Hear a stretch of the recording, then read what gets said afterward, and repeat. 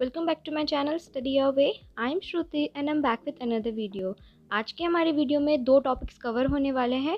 पहला है visualising the nation and दूसरा है नेशनलिज्म एंड इम्पेरियलिज्म। मैं ये दोनों टॉपिक एक ही वीडियो में कवर कर रही हूँ क्योंकि ये टॉपिक्स छोटे हैं और ईजी है समझने में। तो चलिए वीडियो की शुरुआत करते हैं। लेकिन वीडियो में आगे बढ़ने से पहले मुझे आपको बताना था कि मेरी लास्ट वीडियो में मैंने कुछ इंपॉर्टेंट अपडेट्स शेयर किए थे जो मुझे लगता है कि आपके लिए इम्पॉर्टेंट हो सकते हैं। अगर आपने वो वीडियो नहीं देखी है तो मैं ऊपर आई बटन पे लिंक दे दूँगी और डिस्क्रिप्शन में भी लिंक दे दूँगी, तो आप प्लीज़ उस वीडियो को ज़रूर देखना और अपडेट्स देख लेना। ओके, सो चलते हैं हमारे टॉपिक्स की तरफ। ओके, तो हमारा फर्स्ट टॉपिक है विजुअलाइजिंग द नेशन। ओके, तो एक इम्पॉर्टेंट अपडेट ये है कि इस वीडियो की जो डिस्क्रिप्शन है उसमें एक और लिंक आपको मिलेगी। जो मैंने अपडेट शेयर करने वाले वीडियो में बताया था कि मैं इस चैप्टर के नोट्स जो है पीडीएफ फाइल में वो मैं आपको प्रोवाइड करूँगी। तो उस फाइल की जो लिंक है मैंने डिस्क्रिप्शन में दे दी है, तो वो आप उस पर क्लिक करके आप वो फाइल जो है वो डाउनलोड कर लो, आपको वो जो नोट्स है वो मिल जाएंगे। और ऐसे ही बाकी जो चैप्टर्स मैं आपको एक्सप्लेन करूँगी उनके भी नोट्स आपको मिलते रहेंगे, तो वीडियो को एंड तक ज़रूर देखना। आप लोगों को पता होगा कि पहले ज़माने में जब राजा महाराजा रूल किया करते थे तो उन्हें रिप्रेजेंट करने के लिए वहाँ पे उनके कुछ पोर्ट्रेट्स लगाए जाते थे और उनके स्टैचूज़ बनाए जाते थे उन्हें रिप्रेजेंट करने के लिए। लेकिन यूरोप की बात ही कुछ और थी। उन्होंने एक नेशन को ही, एक देश को ही एक फेस देने की सोची, यानी एक नेशन को as a human figure represent करने की सोची। तो इसी सोच के चलते 18 तो 19 सेंचुरी में जो यूरोप के आर्टिस्ट थे उन्होंने अपनी कंट्रीज़ को एक पर्सन, एक ह्यूमन बीइंग के तौर पे रिप्रेजेंट करना स्टार्ट किया।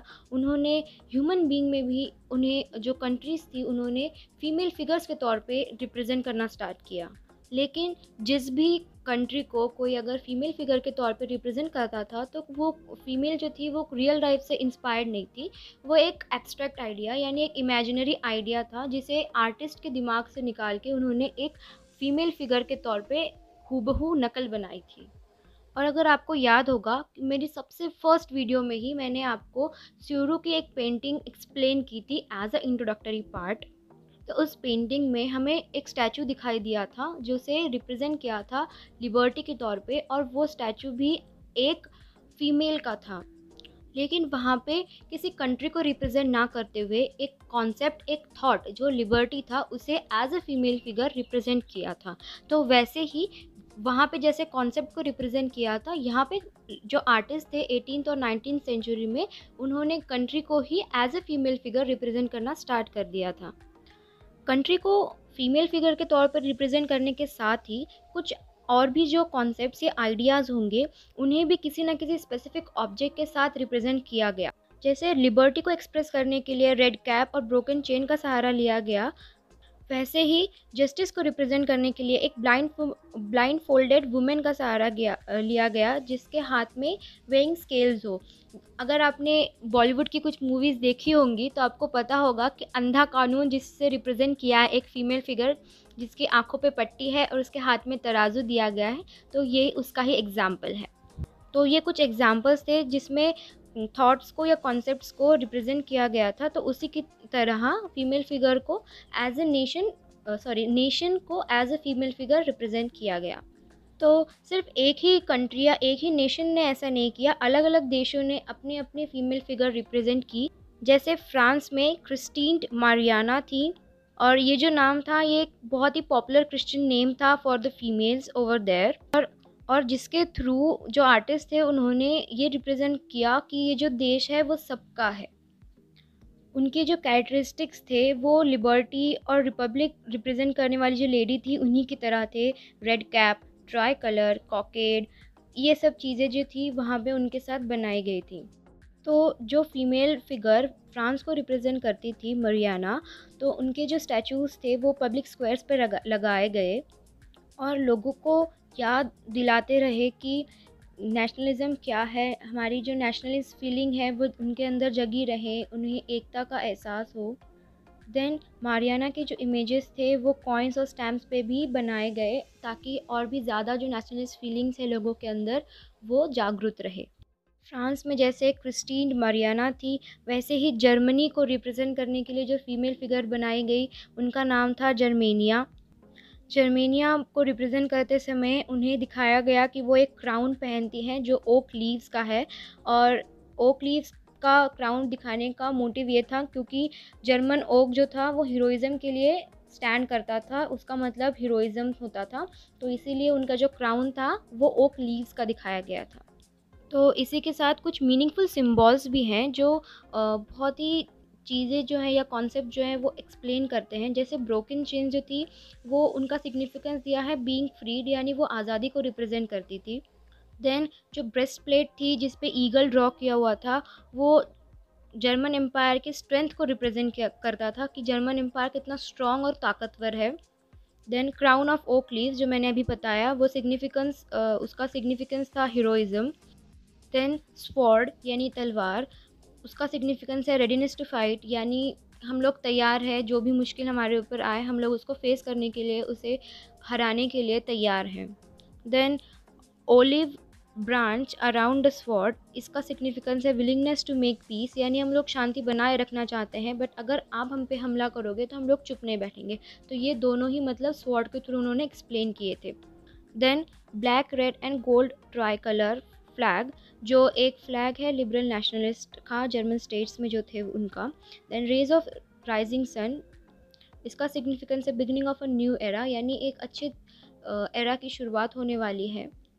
तो यही कुछ इम्पोर्टेंट सिम्बॉल्स थे जिनका सिग्निफिकेंस बहुत अच्छे से एक्सप्लेन किया है आर्टिस्ट लोगों ने। अगर आप गूगल करोगे ये दो नाम तो आपको इनकी इमेजेस देखने के लिए मिल जाएंगी, और बहुत अलग अलग इमेजेस देखने मिलेंगी। आपकी बुक में भी बहुत अच्छी अच्छी इमेजेस दी हैं, तो आप लोग वो ज़रूर देखना। ओके, सो फर्स्ट टॉपिक के बाद हमारा जो सेकंड टॉपिक है इस वीडियो का, वो है नेशनलिज्म एंड इम्पेरियलिज्म। तो इस टॉपिक में भी वही हमें देखने को मिलता है जैसे मैंने पिछली वीडियोस में बताया था कि नेशनलिस्ट सेंटिमेंट्स जो पहले डेमोक्रेसी, लिबरलिज्म, फ्रीडम, इन सब आइडियोलॉजीज़ के साथ एसोसिएटेड थे, वो अब कहीं ना कहीं लोगों के खुद के स्वार्थ के साथ एसोसिएट हो गए थे। वो लोग पॉलिटिकल डोमिनेंस क्रिएट करने के लिए, पावर में आने के लिए, इन जो नेशनलिस्ट सेंटिमेंट्स थे उनका गलत इस्तेमाल कर रहे थे। तो वही जो लास्ट क्वार्टर था 19 सेंचुरी का, यानी 1875 के बाद का जो पीरियड था 19 सेंचुरी ख़त्म होने तक का, तो उस पीरियड में भी नेशनलिस्ट सेंटिमेंट्स जो थे वो लगभग ख़त्म हो चुके थे, और लोग बहुत गलत इस्तेमाल कर रहे थे उन सेंटिमेंट्स का। एंड जो भी नेशनलिस्ट ग्रुप्स बने थे for the freedom of countries and Nations, उन लोगों को एक दूसरे का रहना ही सहन नहीं हो रहा था। जो दूसरे पॉलिटिकल ग्रुप्स थे उन वो इनटॉलरेंट हो रहे थे और कभी भी लड़ाई झगड़ा करने के लिए तैयार होते थे। देन कुछ नेशनलिस्ट लोगों को तो मैनिपुलेट कर दिया गया था, जो भी हाई क्लास सोसाइटीज़ थी या एजुकेटेड लोग थे, जो मतलब पावरफुल लोग थे, उन्होंने बहुत ज़्यादा मैनिपुलेट किया नेशनलिस्ट लोगों को।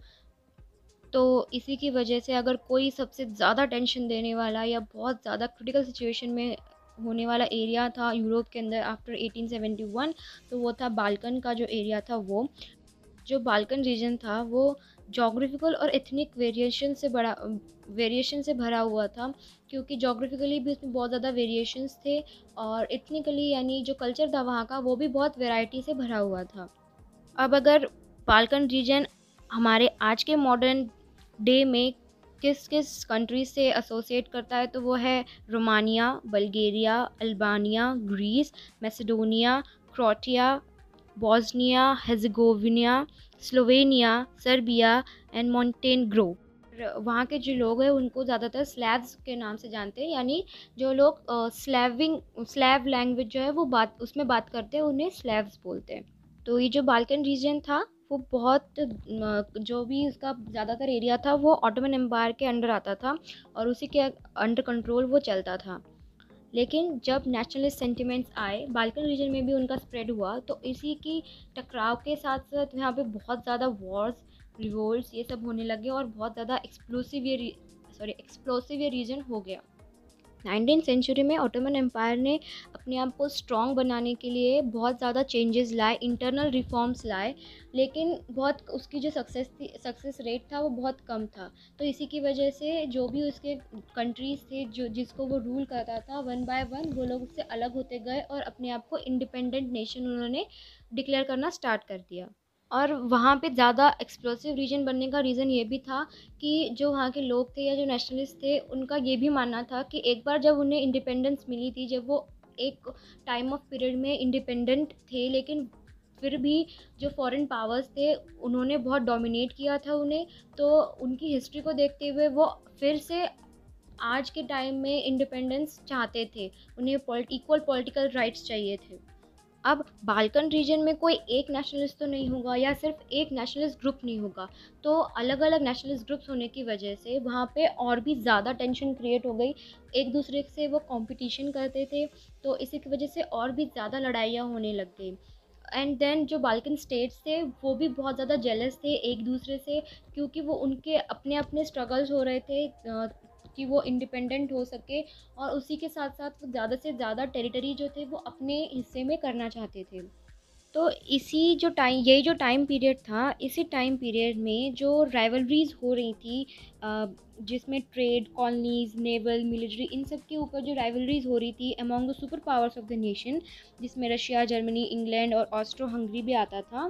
तो इन लोगों ने ये जो पावर्स थी, ये राइवलरीज थी, इन्हीं के साथ साथ बाल्कन रीजन का भी जो पार्ट था या टेरिटरीज थी वो भी लेने की कोशिश की, उसके ऊपर भी अपनी पावर या कंट्रोल हासिल करने की कोशिश की, और इसकी वजह से उनकी जो राइवलरीज थी वो भी ज़्यादा बढ़ गई।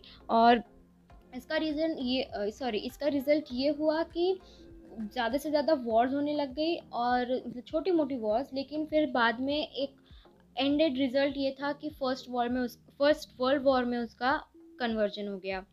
तो नेशनलिज्म जब इम्पेरियलिज्म के साथ कंबाइंड हुआ, यानी नेशनलिज्म के साथ जब इम्पेरियलिज्म एक रॉन्ग वे में कंबाइंड हुआ, तो उसमें उसने डिज़ास्टर कर दिया, पूरे यूरोप में डिज़ास्टर फैला दिया, क्योंकि सब सब कुछ ख़राब हो रहा था। जो जो नेशनलिज्म पहले डेमोक्रेसी, फ्रीडम, पीस, इन सब चीज़ों के ऊपर, लिबरलिज्म, इन सब चीज़ों के ऊपर फोकस करता था, वो अब कहीं ना कहीं पावर, डोमिनेंस, इन सब चीज़ों के साथ एसोसिएट हो गया था। तो इससे डिज़ास्टर ही क्रिएट होगा और कुछ नहीं।